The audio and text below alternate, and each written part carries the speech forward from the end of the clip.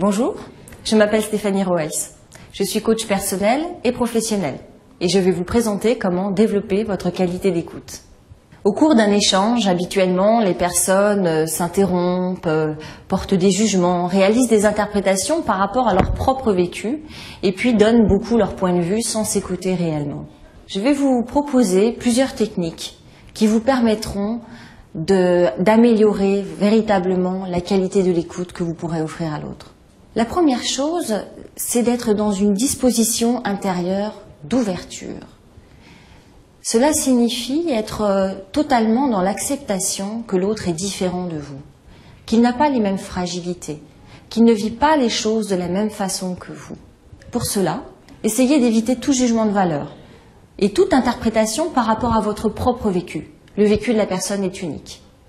Essayez donc de faire taire ce petit dialogue intérieur qu'il y a toujours en nous lorsqu'on écoute quelqu'un.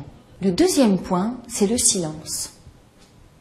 Bien sûr, il faut se taire et marquer un silence lorsque l'on écoute l'autre. Essayez également de marquer un silence une fois que l'autre a terminé sa phrase.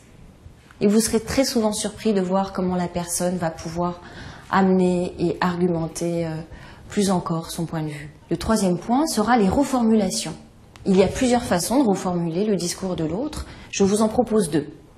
La première, ça va être de reprendre de façon très synthétique les propos de l'autre avec ses propres mots. De cette façon, vous manifesterez véritablement l'intérêt que vous portez aux propos de l'autre et il se sentira compris. La deuxième forme de reformulation sera la reformulation avec vos propres mots, c'est-à-dire reprendre en synthèse votre compréhension de son discours avec vos propres mots. Ça vous permettra de vous assurer d'avoir véritablement bien compris ce que la personne vient de vous dire et ça permettra à l'autre d'ajuster éventuellement votre compréhension. Voilà, je viens de vous proposer 3 attitudes et techniques qui vous permettront d'être véritablement à l'écoute de votre interlocuteur. N'oubliez pas d'être curieux et vraiment très ouvert à ce que la personne va vous amener.